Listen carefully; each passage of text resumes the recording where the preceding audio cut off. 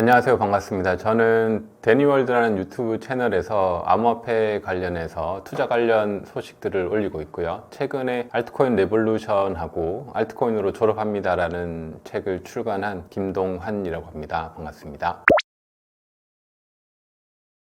사실 비트코인은 지금까지 투자가 어렵지 않았고 최고점을 달성한 시점에서 비트코인 투자자들은 다 이제 행복하죠. 지금 시점에서. 근데 문제는 이제 알트코인입니다. 알트코인인데 알트코인 투자자들은 사실 비트코인보다 더 높은 수익률을 기대하고 대부분 알트코인을 투자를 하고 있단 말이에요. 근데 최근의 성적을 보면 비트코인에 비해서 오히려 성적이 좋지가 않아요. 그러다 보니까 이제 알트코인에 대해서 이제 회의감을 많이 가지고 있는데, 근데 과거 이제 비트코인의 이제 사이클을 보면 매번 이제 4년 주기 반감기 사이클마다 알트코인이 굉장히 폭등하는 그 불장이 왔었어요. 그래서 그 불장이 와야 되는데 비트가 지금 이만큼 왔는데 아직까지 그 알트코인의 불장이 오지 않았습니다. 그래서 오지 않은 시점에서 저는 이제 알트코인 불장이 분명히 이제 온다고 보고 있고요. 근데 그 시기가 꽤 오래 지났어요. 그래서 올해 안에는 알트코인 불장이 반드시 한 번은 올 것이다. 저는 이렇게 보고 있고요. 그렇게 왔을 때 우리가 이제 알트코인을 어떻게 투자할지 이런 것들을 좀 미리 준비를 해야겠죠. 그래서 저는 개인적으로 알트코인 불장이 오고, 그것이 과거와 똑같은 패턴은 아니지만 좀 다른 패턴에서 우리가 알트코인을 통해서 그 불장이 왔을 때 굉장히 높은 수익을 볼 수 있는 시기가 곧 다가오고 있다. 이렇게 보고 있습니다.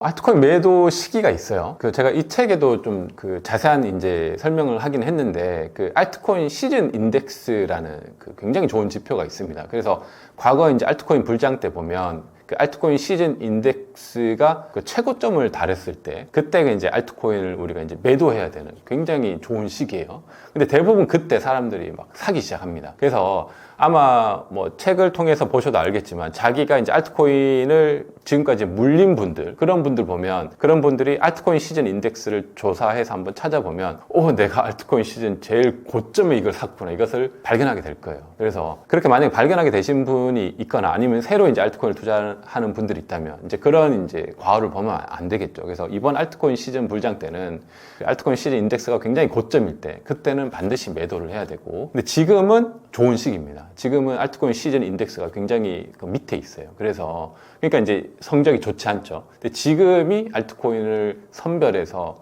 투자해야 되는 굉장히 좋은 시기고, 요 알트코인 시즌 인덱스 지표만 잘 활용해도 사실 알트코인 투자로 굉장히 많은 돈을 벌 수 있고, 그 투자 타이밍을 굉장히 잘 맞출 수 있기 때문에 저는 요거 하나만큼 꼭 보라고 이렇게 추천을 해드리고 싶습니다. 이 불장이 끝난 후에 실제 제일 중요한 게 현금화입니다. 그래서 보통 저도 이제 과거의 경험도 그렇고 많은 분들이 그러면 불장이 끝나는 시기가 있어요. 시그널이 있어요. 그 시그널을 봤을 때 비트코인으로 보면 비트코인 MBRV G스코어라는 그걸 통해서 이제 불장이 끝났는지 좀 확인할 수 있고, 알트코인 같은 경우는 제가 조금 전에 설명드린 알트코인 시즌 인덱스를 통해서 불장의 끝점이라는 걸 우리가 확인할 수 있는데, 그때는 반드시 일단 단기적으로 현금화를 해야 됩니다. 그리고 그것을 그냥 좀 두셔야 돼요.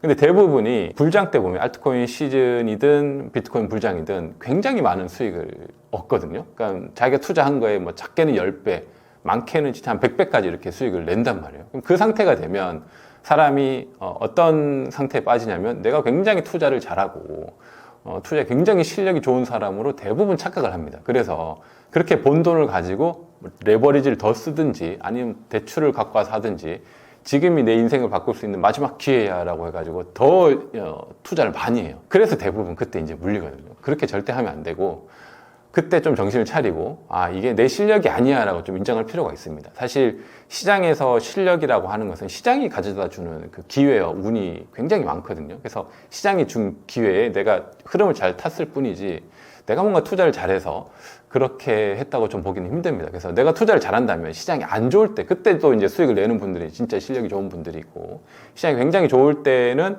자기 실력이라기보다는 그냥 시장이 좋았던 거예요. 그래서 그럴 때 투자 수익을 많이 냈으면 현금화를 하고 좀 기다릴 필요가 있습니다. 다시 시장이 안 좋아지거든요.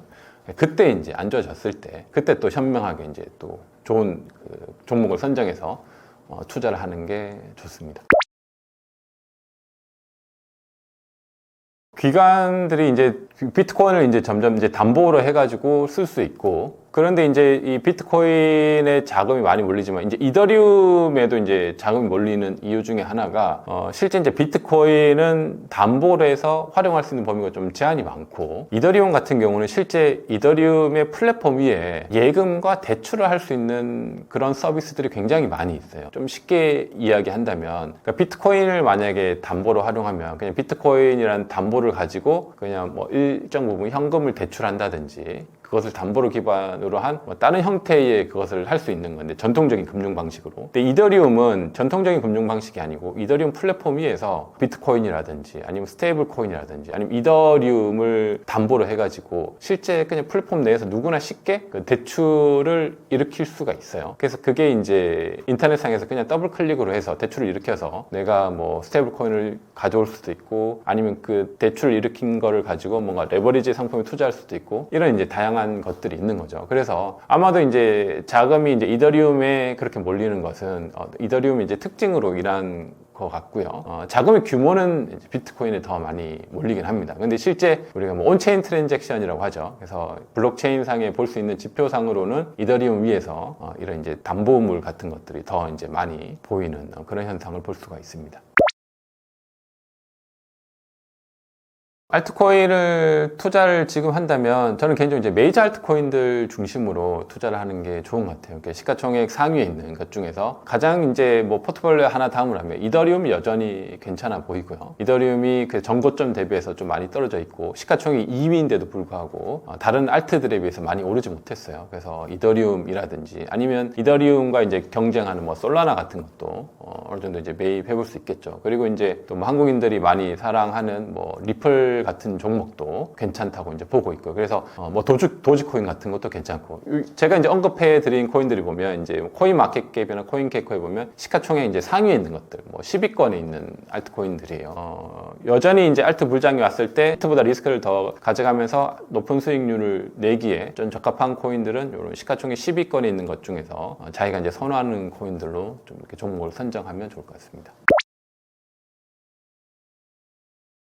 뭐 제 포트폴리오 일부는 뭐 공개를 하고 있는데요. 근데 그 중에 제가 언급드린 것들은 제가 다 가지고 있는 포트폴리오고, 그거 이외에 저는 이제 시가총액 뭐 100위권에서 200위권에도 있고, 뭐 좀 500위권 안에 있는, 그래서 굉장히 좀 리스크 있는 그런 것들도 이제 일부 이제 포트폴리오로 이제 가지고 있고요.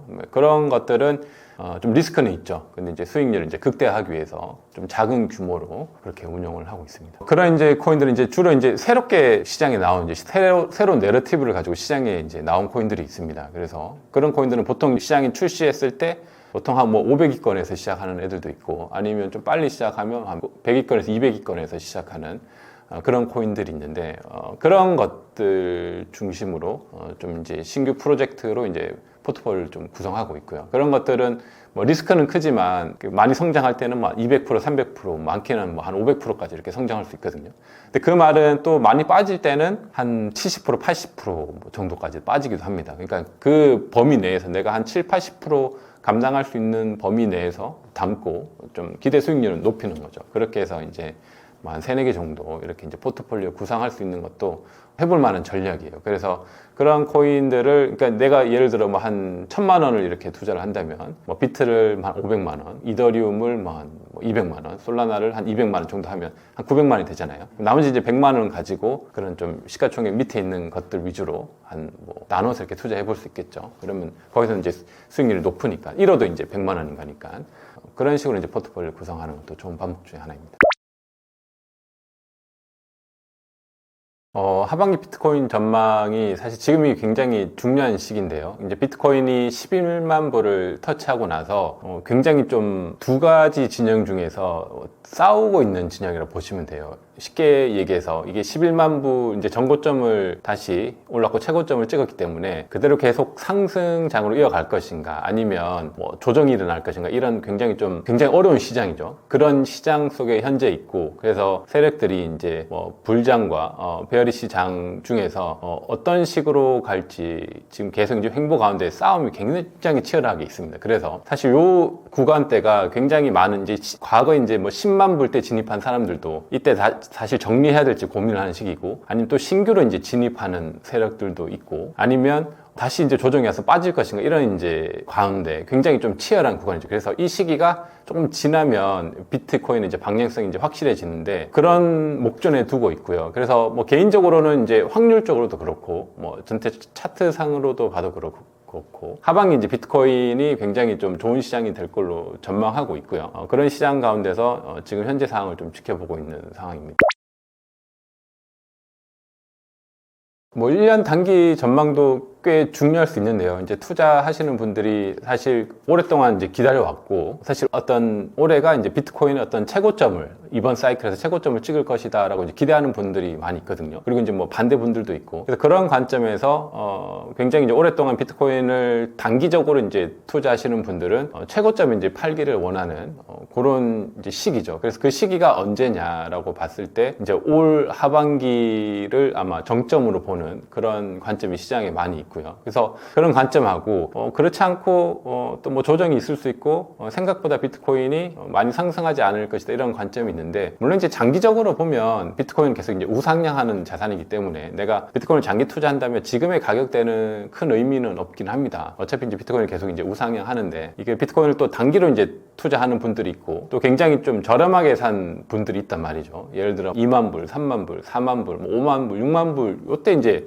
매수한 분들이 있어요. 이런 분들은 비트가 예를 들어 한 20만 불 갈 것이라고 예상하면 굉장히 그 높은 수익률을 얻을 수 있는 거죠. 그런 분들이 지금 이 수익을 실현할 것인지, 아니면 뭐 한 20만 불 찍고 수익을 실현할 것인지, 이제 그런 관점들이 있기 때문에 뭐 단기적으로 투자하시는 분들에게는 단기로 하면 한 1년 정도, 지금이 굉장히 중요한 시기고, 뭐 장기로 투자하시는 분들은 사실 뭐 큰 의미는 없긴 합니다. 어차피 비트가 계속 우상향하는 자산이기 때문에 적립식으로 이제 계속 이제 꾸준히 매수할 수 있는 또 좋은 시기이기도 하죠. 비트코인이 뭐 2억은 돌파할 가능성이 올해 충분히 있다고 보고 있고요. 근데 이제 2억을 돌파하는 과정이 쉽지는 않습니다. 비트코인 같은 경우 지금도 뭐 11만 불 찍고 나서 이제 굉장히 이제 횡보 가운데 어려운 구간에 있는데, 이러다 또 갑자기 크게 빠지기도 하거든요. 그래서 비트가 2억을 돌파하더라도 그 전에는 비트가 또 굉장히 크게 빠졌다가 또 올라갔다가 이런 것을 비트코인이 반복한다는 거죠. 그래서 투자자들은 비트가 2억 갈 걸로 생각하고 내가 예를 들어 한 1억 뭐 4천, 5천에서 투자했는데 이게 좀 지나다 보면 1억까지 같이 빠지기도 하거든요. 그러면 내가 다시 이거를 정리해야 되나 하면서 보통은 이제 손절을 하죠. 근데 손절하고 나면 어느새 비트가 또 2억을 가 있고, 뭐 이런 게 이제 비트코인의 특징이거든요. 그래서 비트코인 오랫동안 투자한 분들은 비트코인 이렇게 많이 빠지기도 하고 또 오르기도 하기 때문에 이런 것들을 어느 정도 컨트롤할 수 있지만, 최근에 이제 비트가 인기가 많고 신규로 진입하는 분들에게는 단순히 2억 돌파한다는 이야기만 듣고 투자했다가 중간에 이제 빠지는 구간을 보통은 견디질 못하더라고요. 그래서 빠질 때 손절하고 났더니 손절하고 나면 또 비트는 또 갑니다. 보통 그런 현상을 계속 반복하거든요. 그래서 내가 이제 비트를 투자한다고 마음먹었으면 어느 정도 좀 인내심을 가지고 좀 긴 관점으로 좀 비트가 많이 빠지더라도 좀 기다릴 필요가 있습니다. 비트는 그럴 때 또 갑자기 오르거든요. 그래서 그런 부분만 좀 조심하면 괜찮을 것 같습니다. 중국이 이제 비트코인을 원래는 그 대외적으로 이제 금지를 했었고, 뭐 내부적으로는 그래도 다른 뭐 채굴도 여전히 좀 하고 있는 게 있고, 특히 홍콩이라는 나라를 통해서 이제 비트코인 ETF라든지 이런 것들을 좀 적극적으로 이제 활용을 하고 있는데, 근데 이제 홍콩이라는 나라는 어쨌거나 이제 작은 나라고, 중국이 대외적으로 이 채굴을 다시 하게끔 허용한다는 것은 큰 변화죠. 왜냐하면 기존의 입장을 바꾼 건데, 왜 그러냐면 이제 실제 이제 중국은 역시 미국을 이제 계속 견제하고 있는데, 미국이 굉장히 채굴부터 비트코인에 대해서 굉장히 적극적이에요. 미국은 오히려 채굴 기업들을 육성해주는 그런 정책들을 시행하려고 하고 있습니다. 그러다 보니까 중국 입장에서는 굉장히 좀 불리해진 거죠. 중국이 비트코인이라는 자산을 절대 가볍게 여기지 않거든요. 그리고 이제 비트코인이라는 자산이 중국 입장에서는 미국에 대비해서 자기들이 더 많이 보유해야 되는 그런 전략 자산 중에 하나이기도 하고요. 근데 이제 대외적으로는 이것을 좀 그냥 숨기고 있었는데, 채굴을 이제 적극적으로 한다는 것은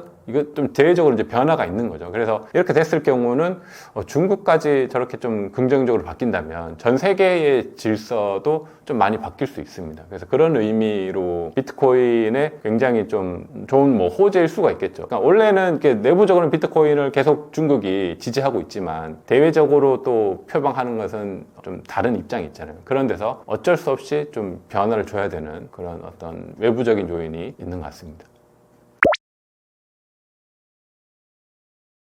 양자 컴퓨터로 인해서 비트코인이 이제 해킹될 수 있다는 가능성은 있습니다. 왜 그러냐면 비트코인의 주소 체계 자체가 양자 컴퓨터가 발전하면 해킹 가능성이라고 하죠. 그 가능성은 있지만 그건 이제 비트코인만의 문제는 아니고 양자 컴퓨터가 발전하면 어떤 국방 시스템이라든지 은행 시스템이라든지 모든 그 인프라들이 다 동시에 취약해져요. 그래서 거기에 대응하는 이미 이제 암호학은 다 나와 있고 그래서 그걸로 이제 교체만 하면 되는 건데 비트코인도 역시 똑같이 양자 컴퓨터가 실제 나와서 당장 위협이 된다면 그 비트코인의 주소 체계라든지 이런 것을 바꿀 수 있습니다. 그래서 그것은 뭐 크게 이제 염려할 부분은 아니고요. 그런 부분에서는 큰 문제가 없다고 이제 이미 전문가들이 많이 이야기하고 있고 그 입장을 이제 조금 공부해 보셔서 좀 개인적으로 확증을 가지면 되는 부분이기 때문에 큰 문제는 안 되고요. 이런 이제 뭐 위협적인 요소들이 있죠. 비트코인에 위협하는 그런 부분에서 비트코인이 어떤 기축통화로서의 어떤 역할을 할 수 있을까 이런 부분에서는 분명히 이제 비트코인은 기축통화라기보다는 어떤 디지털 자산 그리고 굉장히 금과 같은 금이 이제 오랫동안 이제 사람들한테 사랑을 받아왔잖아요. 그런 것처럼 어떤 자산의 역할로서 어떤 뭐 달러나 어떤 국채나 어떤 자산보다도 굉장히 이제 오랫동안 가져갈 수 있는 그런 역할을 할 수 있는 유일한 자산이라고 봅니다. 왜냐하면 비트코인은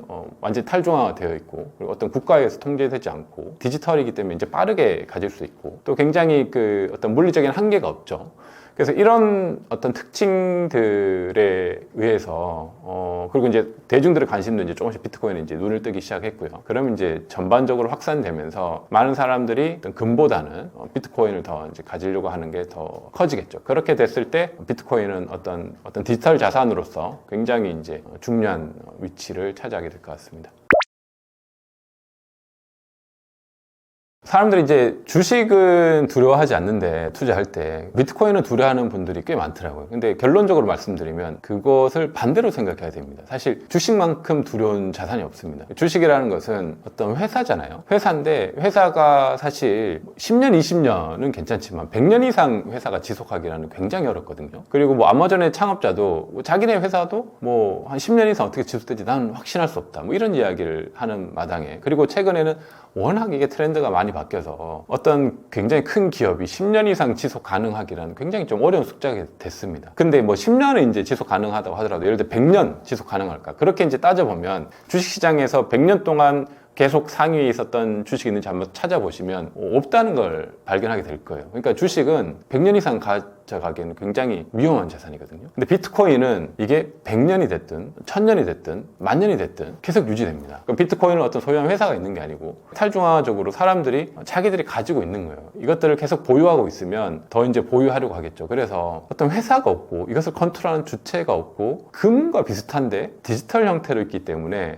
숫자도 정해져 있고 그리고 이 시스템은 계속 유지가 돼요. 그렇기 때문에 이제 다른 주식에 비해서 어떤 굉장히 롱텀으로 봤을 때 굉장히 매력적인 자산이고 지속 가능성에 있어서는 어떤 회사의 주식보다 더 낫다라고 우리가 이제 이해할 수 있는 거죠.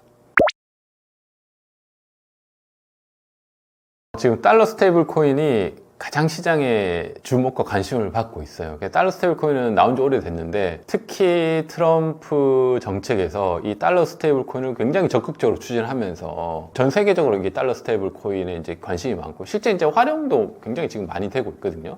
그래서 달러 스테이블 코인은 이 암호화폐 시장을 굉장히 좀 크게 이제 시가총액 올릴 그런 이제 주도적인 카테고리 중에 하나고요. 그래서 이 스테이블 코인을 발행하기 위한 그 민간 기업들의 치열한 전쟁 이것이 굉장히 예상이 되고 지금도 이것을 선점하기 위해서 굉장히 많은 기업들이 오래전부터 투자하고 연구하고 어떤 정부하고 같이 이제 협업하면서 하는 것들이 이제 조금씩 수면에서 이제 드러나고 있는 상황인 것 같습니다.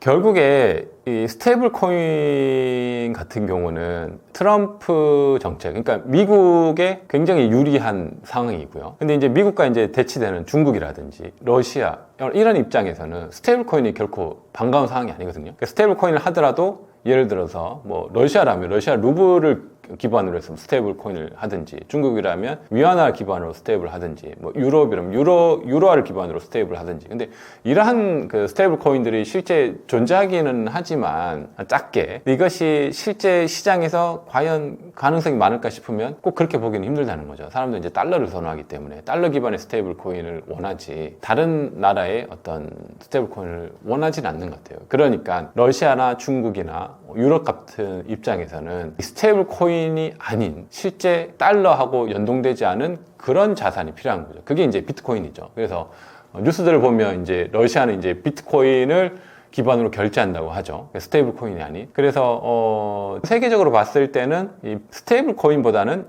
비트코인을 기축으로 한 어떤 결제 시스템이 전 세계의 어떤 그 나라만의 그 경쟁 관계나 위협적인 관계를 좀 해소할 수 있는 제일 좋은 자산이긴 합니다. 근데 이제 미국 입장에서는 그렇지 않죠. 이제 스테이블 코인을 발행해서 이 담보가 미국의 채권이나 달러니까 스테이블 코인이 많이 활용되면 활용할수록 미국의 달러하고 채권의 지위가 계속 올라가고 유동성이 많아지는 거거든요. 그러니까 미국 입장에서는 무조건 스테이블 코인이 좋은 거고 다른 나라 입장에서는 꼭 좋은 사항은 아닌 거죠. 그래서 이것이 이제 결국엔 전 세계의 어떤 질서들을 바로잡는 데 있어서는 사실 뭐 저희도 이제 미국 국민이 아니니까 저희 나라도 사실 스테이블 코인으로 기축통화가 되는 것보다는 비트코인이 기축통화가 되는 게 더 이제 좋은 입장이긴 하죠. 근데 뭐 조금 쉽지 않은 그런 상황이긴 합니다.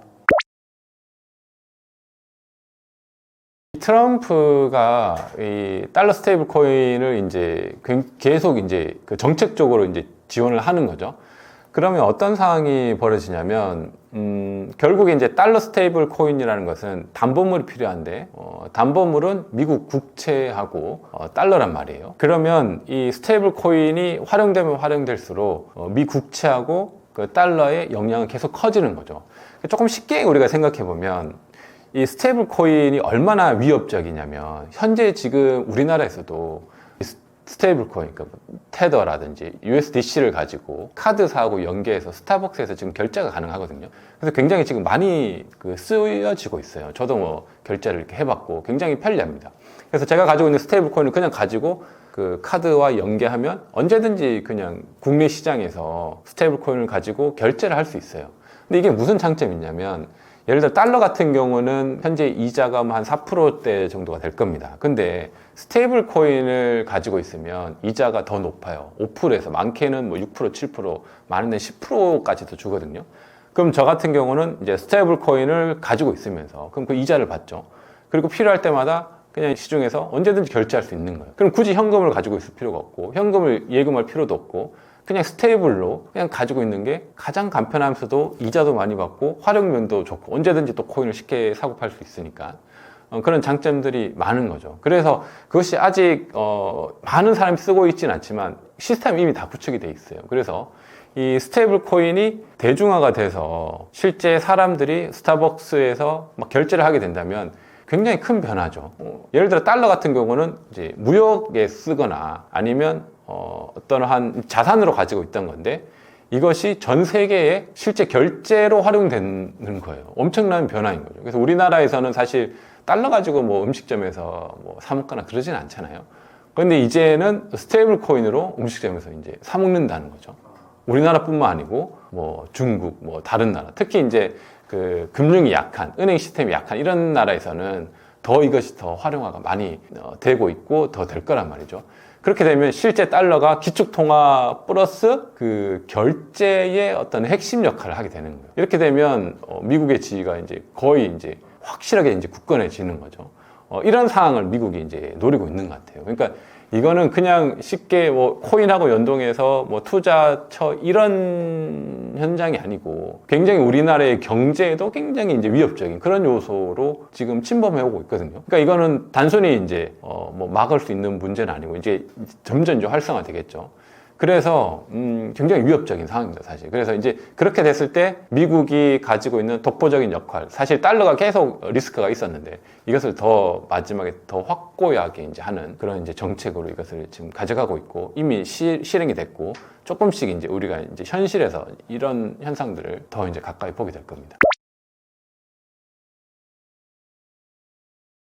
미국 스테이블 법안이 결국에 이 스테이블 코인을 지금의 스테이블 코인은 이제 미국이 컨트롤할 수 없는 상황이거든요. 그래서 좀 리스크가 있죠. 그래서 그렇게 하면 사람들이 스테이블 코인을 가지고 있지만 좀 불안하단 말이에요. 작은 돈들은 스테이블 코인으로 가질 수 있지만 큰 기관의 돈을 스테이블로 가지고 있을 때 민간이 발행한 스테이블 코인, 담보가 미 국채라든지 달러로 한다고 하지만 한 기업이 발행한 거니까 기업을 신뢰할 수가 없잖아요.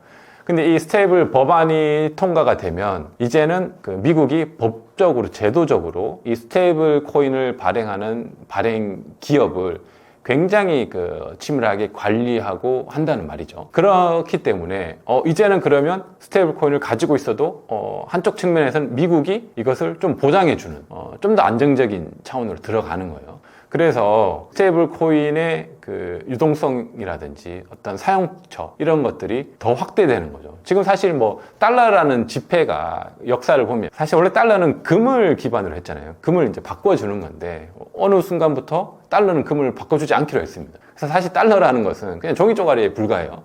그렇지만 미국이라는 나라가 우리가 이제 1달러라는 것을 가치를 지지해 줍니다라고 해서 사람들이 이제 달러를 신뢰하고 이제 달러를 가지고 있죠. 그래서 굉장히 안정적인 그래도 화폐 중에서 가장 안정적인 지폐는 원화하고 달러하고 예를 들어 한 100만 불을 줄게요. 어떤 게 더 좋겠습니까? 하면 이제 100만 불이 훨씬 원화보다는 달러가 좋은 거죠. 그만큼 이제 달러는 이제 신뢰가 있어요. 근데 달러는 그냥 종이 쪼가리에 불과하거든요.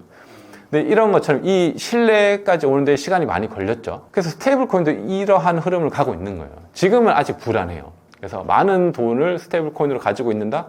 그러면 그걸 우리가 어떻게 믿지? 어떻게 신뢰하지? 이런 이제 굉장히 의문의 상황이 있는 거죠.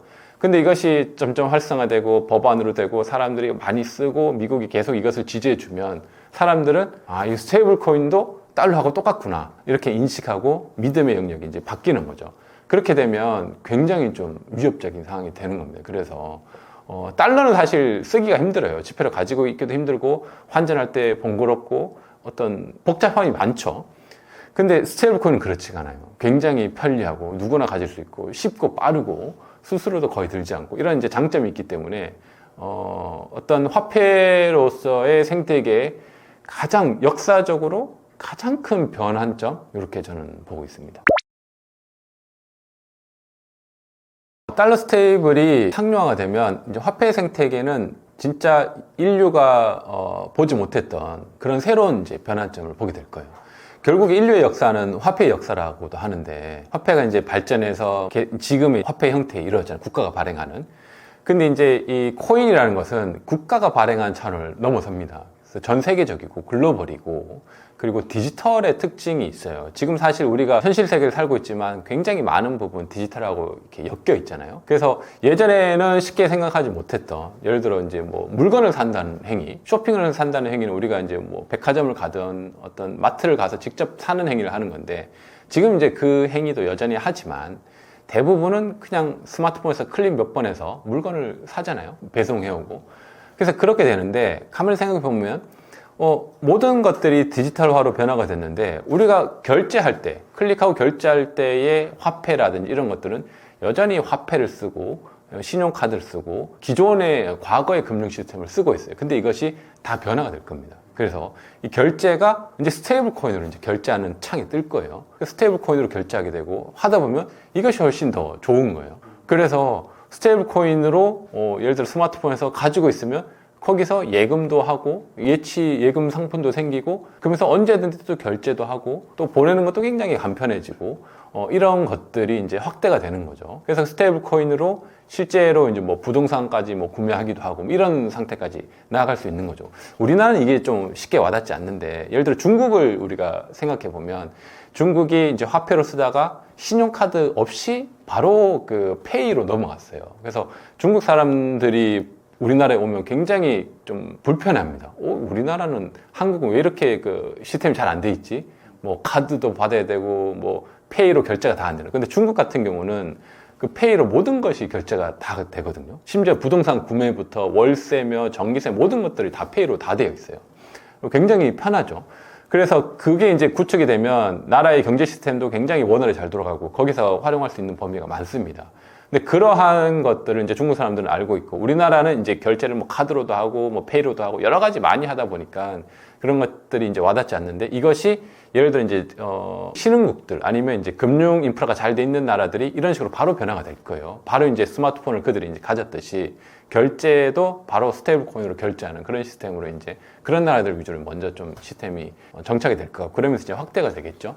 그렇게 되면 우리가 이제 결제의 중심에 이런 스테이블 코인이 이제 있게 되고, 그것을 중심으로 전통적인 금융의 인프라가 좀 크게 변하게 될 겁니다. 결국에 화폐의 중심은 사람들이 물건을 이제 매매하는 그 정점이잖아요. 그래서 제일 중요한 게 이 결제 부분인데, 이것이 스테이블 코인으로 결제가 되기 시작하고 사람들이 많이 사용하게 되면 그 시점을 기준으로 해서 전통적인 결제 시스템, 뭐 카드사라든지 금융 인프라 전체가 이렇게 변화가 될 거예요. 그래서 이 변화는 엄청난 변화죠. 그래서 이 변화에서 예를 들어 이제 우리나라도 그래서 이제 스테이블 코인을 이제 준비하는 거고, 그런 준비들이 잘 되지 않으면 굉장히 위협적인 상황이 펼쳐질 수 있다고 저는 보고 있습니다.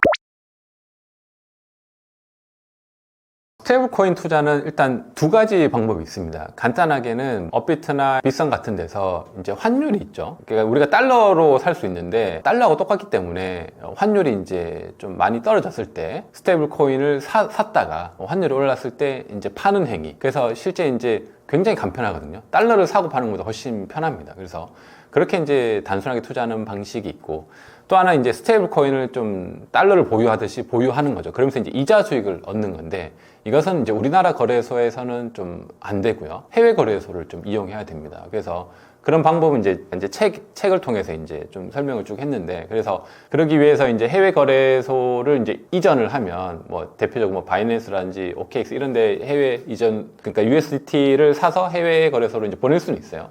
그래서 거기 그냥 예치하고 있으면 예금이 뭐 작게는 뭐 3%, 많을 때는 10%, 어쩔 때는 단기적으로 한 20%까지 줄 때도 있어요. 그러니까 장이 좋을 때는. 그렇게 해서 그냥 가지고만 있어도 이제 이자가 생기고요. 그리고 그걸 조금 더 이제 더 적극적으로 활용하면 디파이라는 상품이 있습니다. 약간 리스크는 있지만 그런 디파이 투자 방법도 이제 요 책에 이제 잘 설명을 해놨는데, 그런 투자 방법을 배우게 되면 디파이에 이제 예를 들어 스테이블 코인을 예치하면 조금 이제 플랫폼이 견고한 뭐 이더리움 같은 데서는 한 3~4% 정도 이제 이자를 주고요. 그 다음에 조금 리스크가 있는 뭐 레이어 2 같은 데들은 많은 데들은 뭐 7~8%, 그리고 많이 주는 데는 한 20% 정도까지 주는 데도 있습니다. 그러면 사기 아니냐? 그런데 사기가 아니에요. 그래서 근데 이제 플랫폼에 이제 약간의 리스크는 있습니다. 그래서 그런데 이제 스테이블 코인을 예치해 두고 있으면 계속 이제 이자를 받을 수 있는 거죠. 그렇게 이제 안정적으로 이제 투자할 수 있는 방법이 있습니다. 이제 원화가 굉장히 이제 강세죠. 강세에는 뭐 크게 두 가지 원인이 있는 걸로 시장에 알려져 있는데요. 일단 그 관세 협상이 잘 완료되어서 미국 입장에서 예를 들어 이제 아시아권에 수출을 해야 되잖아요. 수출을 하기 위해서는 수입 입장에서 보면 원화가 이제 강세일 때, 그러니까 달러가 저렴해야지 수입할 때 이제 유리하죠. 그래서 그런 측면에서 미국이 어떤 관세 정책을 막 협상을 하면서 한 역량이 첫 번째 원인이고요. 그래서 그것이 이제 단기적으로 이렇게 발행을 했죠. 근데 또 좀 깊숙이 들어가면, 근데 그렇게 하기에는 너무 많은 지금 원화가 강세가 일어나고 있단 말이에요. 이건 이제 단기적인 현상인데, 이 원화 강세의 원인은 이제 대만의 어떤 달러 급등의 연관성이 있습니다. 대만 같은 경우에 그 큰 이제 보험 상품들이 있어요. 보험이라든지 생명보험 상품들이, 그들이 이제 가지고 있는 것 중에 이제 운용 자금이 있잖아요. 그 운용 자금을 달러로 많이 가지고 있어요. 근데 달러로 많이 가지고 있는데 달러가 그 대만 입장에서 가치가 떨어지면 그 가지고 있는 그 달러의 자산이 떨어지면서 이제 리스크가 생기는 거죠. 보험금을 제때 지급해야 되는데 지급을 못 한다든지. 그래서 단기적으로 리스크가 생기기 때문에 그것을 달러를 이제 파는 거죠. 금매가 일어나는 거죠. 금매가 일어나면서 이제 대만에서의 있는 유동성이 부족하기 때문에 대만의 이제 그런 보험 상품들이 원화도 같이 그것을 좀 해지를 합니다. 그래서 해서 뭐 해지라고 하죠. 이제 자산이 갑자기 급변했을 때 하는 그 해지의 역량으로 달러를 좀 팔고, 그리고 또 원화를 또 매입하는 뭐 이런 상황에서 같이 엮여가지고 원화 기반의 달러가 또 강세를 나타냈다는 그런 또 보고서들이 있더라고요. 그래서 두 가지가 같이 이제 원화에 단기적으로 영향을 준 것 같고, 이건 단기적인 영향이고 시간이 지나면 다시 조금 복구를 하게 될 것 같긴 합니다.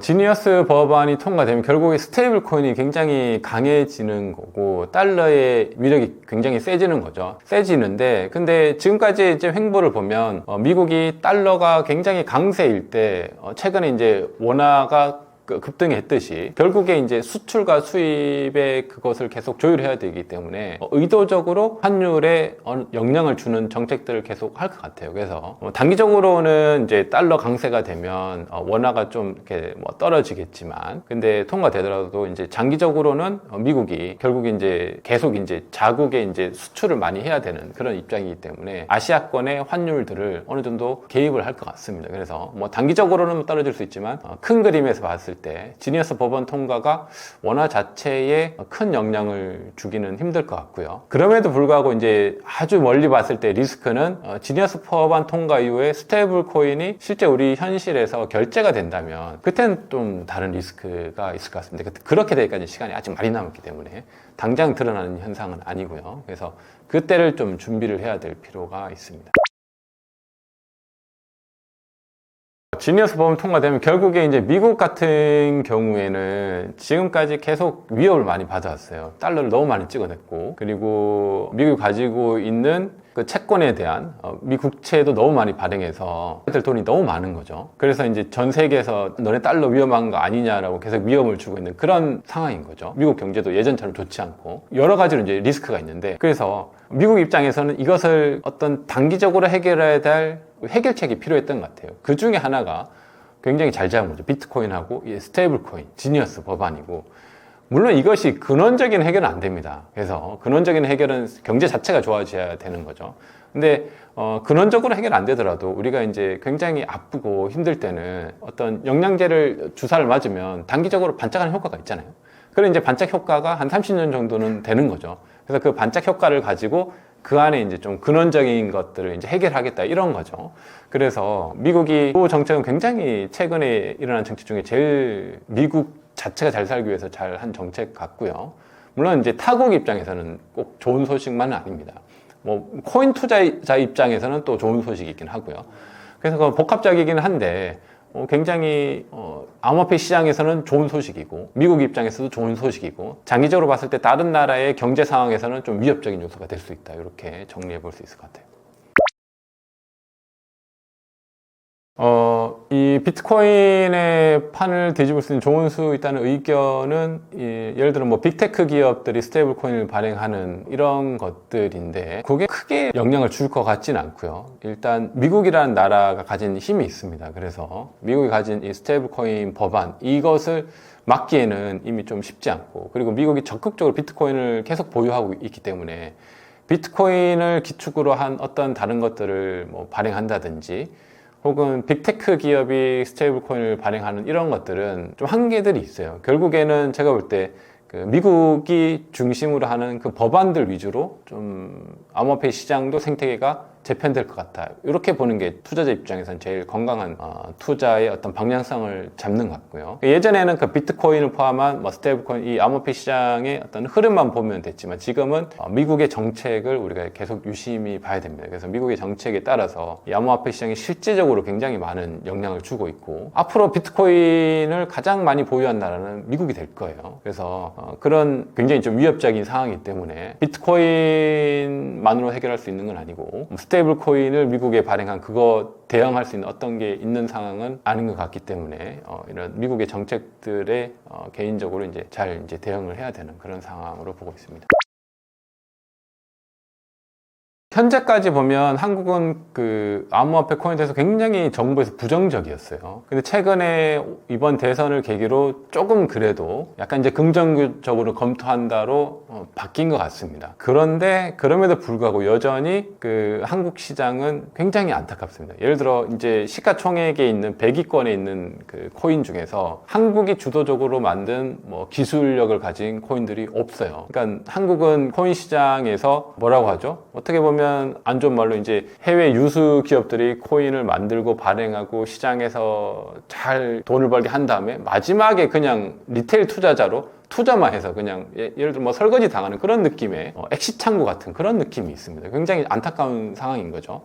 그래서 왜 이렇게까지 됐을까 보면 결국에 정책의 문제가 있다고 보고요. 너무 부정적으로 돼 있고 너무 이것에 대해서 적극적으로 하지 않았고 보수적으로만 대한 거죠. 그 이유는 있긴 하죠. 그래서 사기도 많고 이런 것들을 이제 대응하기 위해서 한 건데 근데 지금 미국은 이미 저 앞서 가 있잖아요. 그러면 지금이라도 굉장히 좀 적극적으로 해서 적극적이라는 게 뭐 굉장히 파격적인 정책을 해야 되는 건 아니고 제가 볼 때 그냥 미국이 하는 정책 그거 정도만 해도 저는 충분하다고 봅니다. 그러니까 미국이 이미 정책 해놓은 거 있죠. 그것들을 우리나라가 그냥 우리나라에 맞게 비슷하게만 하더라도 굉장히 한국에 대한 이제 코인 시장이 좋아질 것 같아요. 코인 시장이 좋아진다는 것은 한국에서 실제 시총 100위권에 있는 코인 중에서 좀 유수한 좋은 이제 메인넷들도 많이 만들어내고 실제 이제 기술력을 많이 가져서 할 수 있는 뭐 그런 이제 시장이 되는 거죠. 예를 들어서 뭐 한국에서 스테이블 코인을 발행해야 된다고 하지만 실제 한국에서 스테이블 코인을 발행할 수 있는 뭐 기술력을 가지고 있냐? 그렇진 않거든요. 그런 기술력은 다 해외에 가지고 있단 말이에요.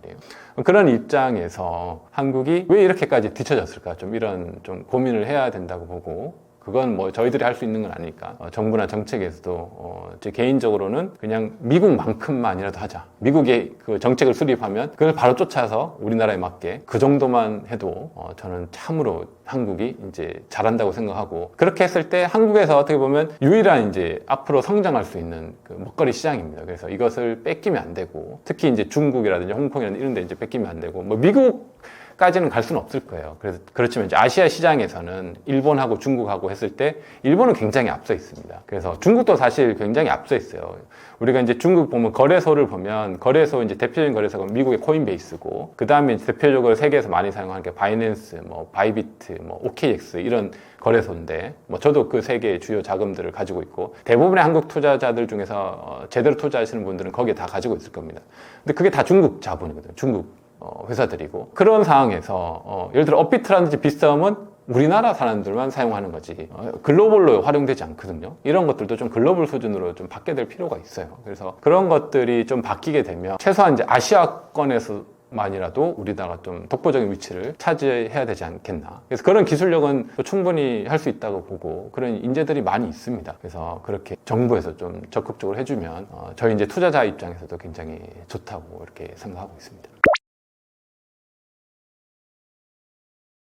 이제 곧 그 시그널 중에 두 가지가 이제 비트코인 이제 불장이 이제 연말에 오게 될 것 같고요. 그리고 알트코인 불장도 같이 이제 오게 될 것 같습니다. 그래서 제가 이번에 나온 이제 신간이 이제 알트코인으로 졸업합니다. 여기 보면 제가 과거에 경험했던 그 영원으로 1억 원까지 만드는 에어드랍으로 그 노하우가 있고요. 그래서 그것을 참고하셔도 좋고 그것 플러스 이제 제가 좀 중요하게 집필했던 것은 알트코인 생태계 전체에 대해서 좀 차례대로 굉장히 좀 심도 있게 다뤘어요. 쉽게. 그래서 알트코인 불장이 왔을 때 내가 어떤 알트코인을 선별해야 될지 그것을 선별하는데 굉장히 좀 좋은 참고 도서가 될 겁니다. 그래서 이 책을 보고 하시면 최소한 알트코인 불장 왔을 때 손실은 없을 거고 그중에 이제 이익을 이제 극대화할 수 있는 좋은 자료들이 많이 있으니까 꼭 한번 보셔서 알트코인 불장 오기 전에 준비하셔서 좋은 알트코인하고 또 뭐 비트를 매수하셨다가 알트코인 불장이 오고 비트 불장이 왔을 때 좋은 수익을 실현할 수 있는 그런 투자자들이 되었으면 좋겠습니다. 감사합니다.